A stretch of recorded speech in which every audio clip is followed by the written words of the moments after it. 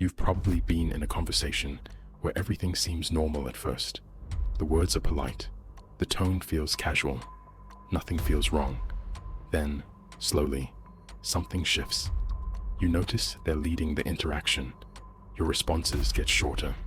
Your confidence drops, without you knowing exactly why. You walk away replaying the moment, wondering how the conversation ended up, feeling slightly off, not hostile, just quietly unbalanced. And the strange part is, you can't point to a single thing they did wrong. This doesn't happen because you said the wrong thing, and it's not because you lack confidence or social skill. It happens because most conversations aren't driven by logic. They're driven by psychology. While you're focused on what is being said, the other person may be shaping how the interaction feels. And once that psychological layer shifts, control quietly follows it. That's the part most people never notice until the moment has already passed. What's actually happening beneath the surface is something most people never learn to look for. It's not about the words, it's about framing. One person is quietly setting the emotional rules of the interaction. What feels normal, what feels acceptable, and who feels like they're responding instead of leading. Once that frame is in place, everything else starts to follow it. And when you learn how to spot this happening in real time, these moments stop feeling random. They become predictable. Tactic number 1, the assumed frame. This tactic usually shows up when someone speaks as if a decision has already been made for you. It sounds harmless, but it quietly positions you as the one who needs to respond or comply. It often sounds like this: it's probably best if you just go along with this plan. This works because the brain is wired for consistency. Once a frame is presented as already decided, your mind instinctively looks for reasons to align. The mistake most people make is reacting emotionally. A better move is to pause briefly, then calmly reassert your own perspective without argument. You reclaim the space of choice. Tactic number 2, the "so you're saying" trap.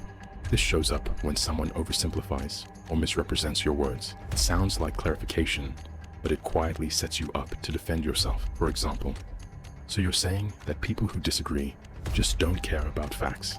This works because your mind wants to correct the misstatement, keeping you on the defensive even when your original point is valid. The calm response is to take a moment, then restate your point clearly and neutrally.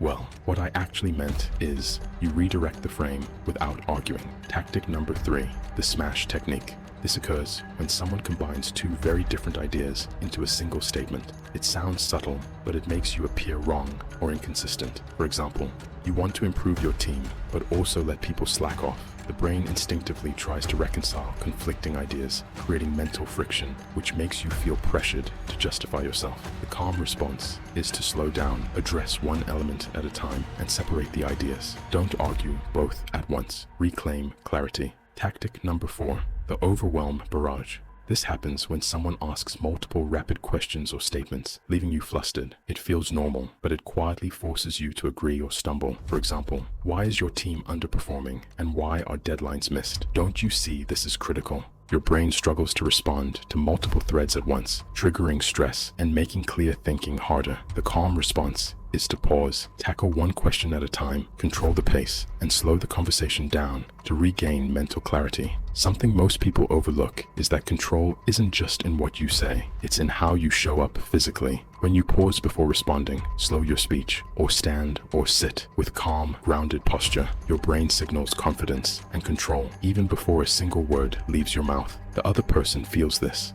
whether they realize it or not. Small shifts in tempo, silence, and stance are subtle cues that can reshape the frame of the conversation, making you appear composed, credible, and in charge without raising your voice. Here's the deeper truth most people miss. It's not what is said that decides the outcome of a conversation. It's who controls the frame, the invisible rules of how the interaction feels. Most people believe that logic or evidence wins arguments, but in reality, control over timing, focus, and perception determines influence. The person who recognizes these hidden dynamics, who can pause, reset, and guide the flow, almost always shapes the conversation and earns respect, even without raising their voice. Once you start noticing these patterns, you'll begin to see them everywhere. dinner, in meetings, in casual conversations, even in family discussions. And when that happens, conversations stop controlling you. You start controlling the conversation, not through force, but through awareness, calm, and timing. If you want to continue mastering these hidden dynamics, hit subscribe and turn on notifications, because understanding the game is just the first step.